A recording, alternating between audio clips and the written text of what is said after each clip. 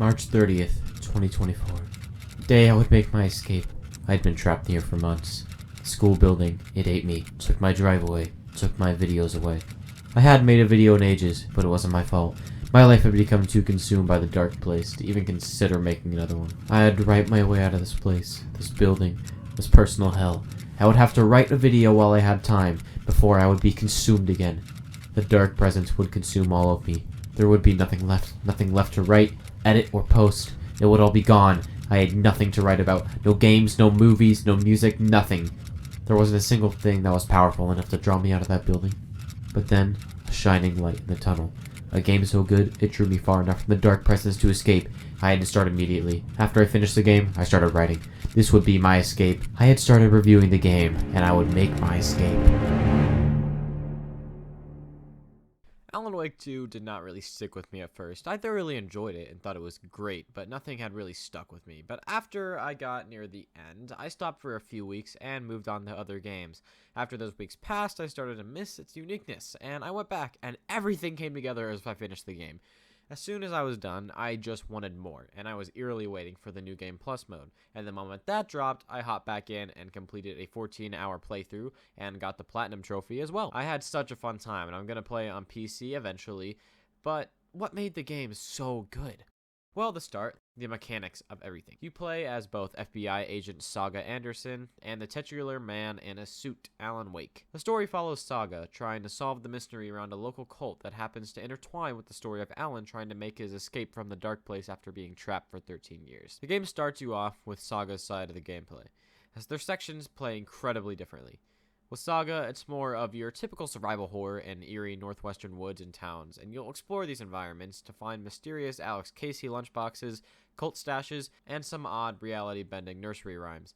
All of these can be found laying around random spots in houses and the natural environments, but we'll touch on those later. You'll walk around and find clues on various cases to put on your caseboard, which is in Saga's mind place, and this is by far my favorite part of Alan Wake 2. At any point, you can hit the right side of the touchpad, if you're on PS5, to go to Saga's Mind Place, which is a little room that houses manuscript pages, weapon upgrades, television collectibles, end-of-chapter songs, the profiling desk, and, of course, the caseboard. The caseboard serves as a super unique way of progressing the story. Essentially, there will be various cases for different things. They could be certain plot lines that have their own cases, or the collectibles you find sitting around. Whenever you find those collectibles, you get a piece of evidence and you put it on the board. And for the story content, you'll get evidence through examining the environment and talking to various NPCs. I deeply love this system, and it makes the whole experience something I really can't get anywhere else besides Alan Wake 2. And it really helps that Saga's narration is great and her actor does a fantastic job. The profiling station is also here. This is where Saga uses her detective brain to talk to any missing persons or villains. These are a great addition, but the fact that it's pretty much the same camera work every time makes these a little boring, especially on a second playthrough. On the first playthrough though, I mean, they're engaging enough and it's perfectly fine. The last thing in the mind place I want to touch on is the weapon upgrades. And they're okay. I pretty much didn't get any upgrades whatsoever on my first playthrough, which is something I love doing. But on the second playthrough, I made it my mission to get as many as I could. I got all the lunchboxes, which house these things called manuscript pages, and that's what you use to buy the upgrades. And they did not affect the gameplay that much. These upgrades aren't anything too interesting or drastic. They're just some ammo capacity or reload speed upgrades. I really wish they had gone more of the route of RE4 Remake's upgrade system because it made every purchase feel meaningful because you constantly saw improvement in your weapons. Whereas here you'll notice a small improvement with every other upgrade, as a lot of them are pretty small and meaningless. I wish they had improved these upgrades before launch because the combat is probably my main complaint with this game. It can be really, really frustrating, though it's not that big of an issue on lower difficulties, and it's still thankfully an upgrade from Alan Wake 1's annoyingly simple combat system. The combat essentially goes like this. An enemy spots you, flash them with light to get rid of the darkness, which doesn't even work at random points. The light should lock onto them, but for whatever reason, it locks onto the outside of them sometimes, and then only takes away a little bit of darkness, and not all of it, which means you have to use another charge of your battery life. And unlike the first game, which used a gradual battery decline, this game uses a charge system, so you can only flash the light 4 times before it runs out, so it makes the combat a little annoying. I do like the system, but yeah, it's not very fun sometimes. The flash system becomes extra annoying when you have to use your last flash on an enemy that's close to you, because you see, Instead of allowing you to shoot an enemy that just got stunned, Alan and Saga decide to take the amount of time the enemy is staggered to reload the flashlight, completely negating the point of the stagger. This becomes really frustrating on hard mode when the enemy is staggered, but oh boy, I gotta reload my flashlight right now. I guess I can't shoot them. I don't have an opportunity or anything. Oh, thank God! A break from fighting. It doesn't help that the enemies move stupidly fast and also attack incredibly quick, which makes dodging unreliable in these cases. Thankfully, the flashlight animation is really satisfying, and the gunplay is good enough that the issue only comes up in some really difficult fights. The sound design of the guns and the flashlight is also super punchy and satisfying,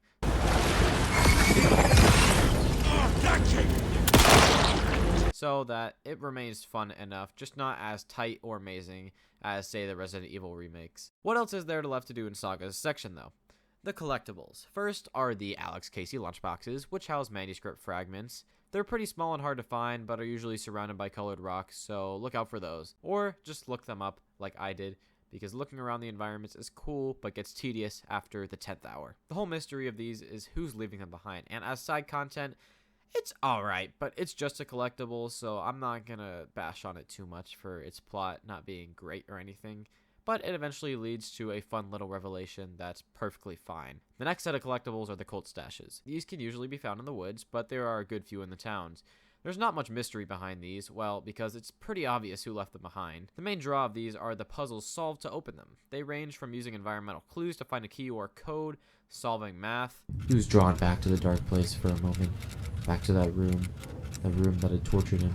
But the dot puzzles brought him back to the light. The cold stashes range from oh thank God to supplies to why am I putting in this much effort for a flare and 5 bullets. And the fact that there are 22 stashes in the game makes these pretty tedious to go get, especially when there's no fast travel among the little environments, so you have to walk everywhere. But they're not super boring or anything, and they give you supplies, so again, it's kind of whatever. The last collectible Saga can find around are the nursery rhymes. These are little experiments set up by the FBC where there is a rhyme and you have to put the right wooden figure on drawings laid out for you. These were actually decently fun for me, and there aren't a ton of them, so it doesn't get old. And once you solve a rhyme, a charm will appear nearby, and charms are little objects Saga attaches to her bracelet that give decent upgrades like maximum health, points of interest, and items on the map, or even one that saves you from death. I like the charms a lot more than the weapon upgrades, but the fact you can't discard them and there's no way to send items to your storage from anywhere makes them get in the way more often than that, especially when you're getting the coffee mugs, and there are a lot of coffee mugs. Anyways, the rhymes ultimately end up being the most interesting, at least for me, because of the FBC lore behind that and the ending of it all, which was pretty funny. All of these collectibles were decently fun to get, if not a little tedious. The only other ones you have are the Koskela Brother commercials you can find around, and these are pretty damn funny and add to the local lore, as well as the famous manuscript pages, which act more as lore and story content than collectibles, since both these items don't result in any upgrades or resources like the other collectibles, but you do need them for the trophies, so you might as well. And the last thing I want to touch on when it comes to Saga are the boss fights. Remedy is known for a lot of great things. Boss fights are not one of them. There are 4 bosses to defeat across Saga's story, and they're pretty simple and boring, if I'm going to be frank. If it weren't for the interesting level design and lore behind all of these, they would be pretty shitty. But instead, they are just okay. So that is Saga's section. I really like her parts, maybe even more than Alan's if I'm going to be honest. They're a lot of fun, and Saga's character is an awesome addition to the franchise. Melanie LaBerge does a fantastic job with the character, as well as all the other voice actors, especially Torn Odin's characters. They were really standouts, they're super funny, and they're honestly some of the most memorable characters I've come across in gaming. The only thing missing from the sections are a full-on rock opera recounting the entirety of Alan Wake's story through interesting gameplay and amazing music. If only this game had that. Well, boy, do I have news for you. No, that's not happening.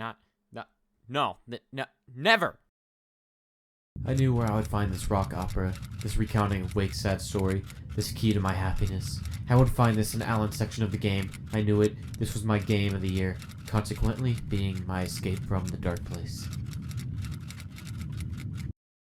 The gameplay on Alan's side is vastly different. Instead of being in the misty woods of Bright Falls and Watery, you're instead in the neon-lit foggy streets of the Dark Places version of New York City. You'll explore these streets, subway stations, and various other buildings, which look fantastic.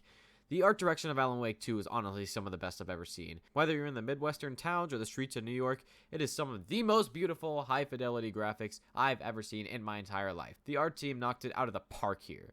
I honestly think this is the best-looking game of our generation. Shut the fuck up. Just shut the fuck up. Anyways, the main two gimmicks of Alan's segments are the plot board and the lamp. The plot board will be useful whenever Alan enters a new scene, in which he uses scene elements such as a local cult or a missing person's case to change the environment in various ways. I love this mechanic. Every time you do it, the environment changes in such a unique manner, and it makes exploring these locations so much more interesting. Of course, they also act as super interesting plot devices that move the story forward. But I think what makes them so cool is just being able to see these environment change so quickly due to modern SSDs and whatnot. At certain points, there will be lights that are either off or on, in which you can take or give a charge from your lamp and the environment will change. These make for some pretty interesting puzzles to solve and use light in a pretty fun way. Both of these mechanics make playing as Alan a very unique experience, and I really love them. Of course, all of this stuff is supplemented by Alan's classic narration, which is always welcome. I needed to get home to Alice. The combat is also a bit different here. When you play as Saga, it'll be people who have been possessed by the dark presence as your enemy, and they'll always notice you no matter what. But here, the enemies are shadows that don't always notice Alan, and when they do, you have to use your light to get rid of the shadow to reveal a person? I'm not really sure what you fight here, but I definitely like the Taken more. These enemies are really fast at points and do insane amounts of damage, and it gets pretty tiring fighting them, especially when a lot of the environments are little corridors and little areas that don't have much space to maneuver around. It doesn't help that Alan has much more of a restricted arsenal than Saga does, but I think these parts go for a more survival horror-esque game than Saga's, so it makes sense in the context, I guess. The collectibles here are a lot less prominent than in Saga's segments. The main ones you'll be looking for are Words of Power, and that's it. Words of Power grant upgrades in various different categories, like gun upgrades, health upgrades, or light upgrades. These are a little better than the manuscript fragment upgrades that Saga has, because they always end up being more helpful. Things like increased inventory space, increased effectiveness of heals, increased damage with the blast bullet, and health regen while using your flashlight on an enemy. I really liked these, and I saw a lot of use for them, unlike the weapon upgrades, which kind of just granted small bonuses. The only other things you'll be looking for here are some secret rooms that hide Sheriff Tim Breaker, who goes missing at the beginning of the game, and some videos of Alan writing. The Tim Breaker rooms are actually pretty helpful because he has a map that shows where all the words of power and points of interest are, and that helps when New York is kind of built like a maze, and he adds a lot of interesting lore about Mr. Door. And then the videos of Alan writing, I don't really know how to explain them. They're just like rambles from the 13 years he spent here. Honestly, that's kind of it for what I have to say about Alan's segments. They're so unique that I don't have that much to say, because I don't know how to put any of it into words because they're just crazy. But I guess there is one more thing.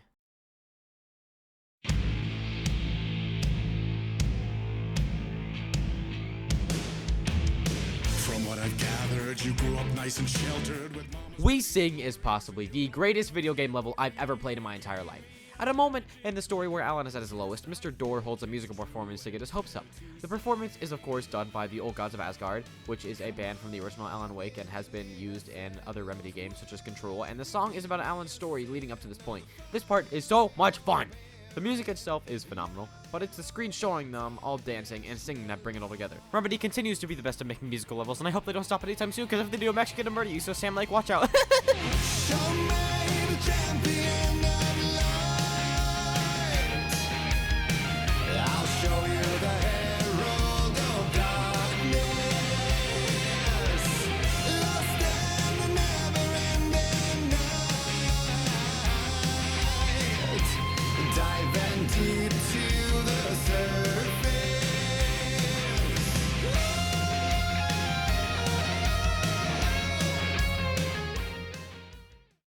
I finally found what will lead to my escape. A game so good, it made me want to keep going, keep working to get out of this place, and keep making videos. I played it over and over and over until I was fulfilled, and suddenly that dark building was no longer there. I was free. Alan Wake, you set me free. Oh, thank God, I can finally stop talking like this. I've been narrating like Alan Wake for months. Alan Wake 2 impressed the shit out of me. While the combat can be a little bit clunky and there are some performance issues on PS5, it is still a uniquely beautiful game with a phenomenal story and gameplay you can only find here. I mean, where else are you going to find Detective Noir Midwestern survival horror gameplay? Nowhere. That's what makes Alan Wake 2 so good to me. There's nothing else like it on the market. And because of its sheer creativity and uniqueness, it's landed a spot among my favorite games of all time. Alan Wake 2 is a damn masterpiece. Thanks for watching.